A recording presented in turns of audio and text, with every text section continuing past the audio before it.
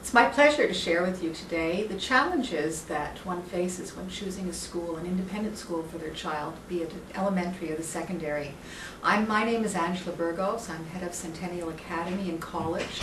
I'm also the better part of my life, close to 38 years in education, both in public sector and in private sector. And I'm here to share with you today some of the challenges that you will be facing. First, I'd like to begin with talking to you about the Quebec context. Canada rates number 3, number 4 on a regular basis in international assessments on math and science. Quebec is number 1 in math and number 2 in science, next to Alberta. So the standards in Quebec are world class and world expectations. We are recognized as certainly a leader. In addition to that, there has been lots of controversy in the papers about the new curriculum and the new program, the Quebec education program. However, it is a competency-based program designed to equip students and tool them for tools of the 21st century. They are learning to become problem solvers and to resolve real issues, and it has made education more interesting, more relevant.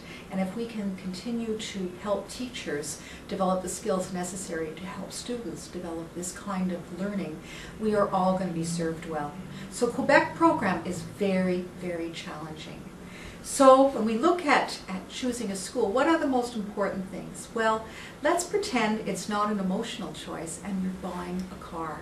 And when we buy a car, some say it's emotional, but we also put a lot of analysis into it. What's the size of the car you're looking for? Does it fit your needs? The reliability, is this a car? What do the consumer reports say? Is it reliable? What about the image? Does it fit your image? If you're a very, very large man, are you going to buy a Miata? Will that fit your image? Or do you need to look at something that fits something that you see yourself comfortable in? What's the cost? How does it fit your budget? What about when the car breaks down? How do they treat you when you go back? Are they still as nice when they welcomed you in to buy the car, or are they still going to treat you the same way? The same advice goes in choosing a school, and how you feel about the school and how they're going to treat you. I believe that the most important thing in choosing an elementary school is choosing a school where you feel comfortable and your child feels comfortable.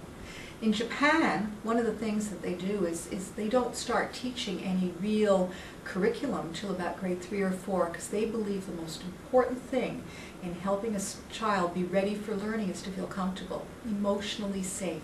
And I believe that that's the key component of success in a school. The other area you'd want to look at is literacy. How is literacy dealt with? Many children learn to read early on before school, and then they begin reading grade 1 and grade 2.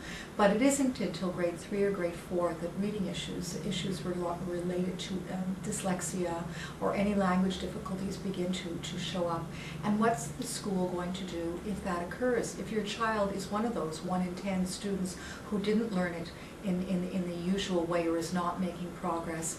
And again, are you treated the same way when the car breaks down, or when your child is experiencing a challenge, are you treated the same way? So those are the two areas, and certainly the Quebec-Montreal area has many different schools, different opportunities, all girls schools, all boys schools, co-ed schools. But the key is where you feel comfortable and where your child feels comfortable. And in those environments, everything is possible. At the secondary level, there are a few more challenges. First of all, it's becoming quite apparent after grade 3 or grade 4 where your child's strengths lie. And I'd like to remind mums and dads that we build a career not on our strength of our weakness, but on the strengths of our strengths. The job of school, the job of parents and extended family is to find the strength in each and every one of our children. What is it that they're good at? Yes, we need to get them through things that they're not so good at. We need to help them to get through it. But we really need to find where do they shine? What are they really good at? So it's important that starting in grade 3 and grade 4 and grade 5, you start to have conversations with your child and start to engage them in a variety of different opportunities and find out where do they feel that real connection, that flow, where they really are forgetting themselves, they're really enjoying themselves. Those are areas where they're going to be strong. And so for high school, it's really important that the school is a school that's going to bring out the best in your child. Your child's going to feel comfortable. Many parents are worried about entrance into schools. This school doesn't have a very tough entrance. Imagine how your child's going to feel if the biggest hurdle they have is feeling comfortable through the entrance. If the school is too challenging for them, they are never going to feel safe and emotionally comfortable, and those are not the conditions for optimum learning. If you put a child in a place where they feel emotionally safe, they are going to reach their full potential. And the job is to go and do those visits and do your homework and find the place where that is going to happen. It's so important that a student have those options. Be it sports, maybe sports is really important for them to succeed, then it's important that you find a school where that's going to be an issue. The student might be really strong in one area and not so in another. Is your child going to feel comfortable in a school where they are not strong right across the board, or do they not need to find a place where they'll be comfortable? Emotional safety is as important as being physically safe. And so that being said, let's look at what happens at the end of it all when parents have made all those choices and children are graduating from high school. Centennial has a college, and it's a college that tends to cater to students who have tried a college somewhere else and come to Centennial because something hasn't worked. In Quebec, the norm is that students take 2.5 years, 5 semesters to graduate from college. Now, as we said, that Quebec is one of the most rigorous graduation programs. So to get into college, students have the academic capacity to get out. Yet, only 40% of students who can gain entry to SACIA actually get out on time, 2.5 semesters. After 4 years, it's barely 50%. So what happens? All these families, students who went to public school, private school, English schools, French school, what is it they're missing? It's been our experience, one of the key things they're missing is they got through high school, but literacy is a huge issue.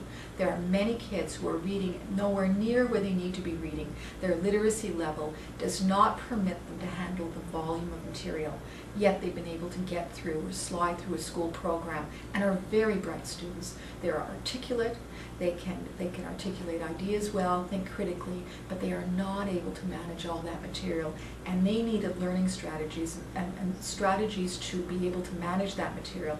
Some of them might be readers that did not learn the skills, some of them might be dyslexic, some of them might be the areas it's just not an area of strength for them, so they need to find other ways to get information from print.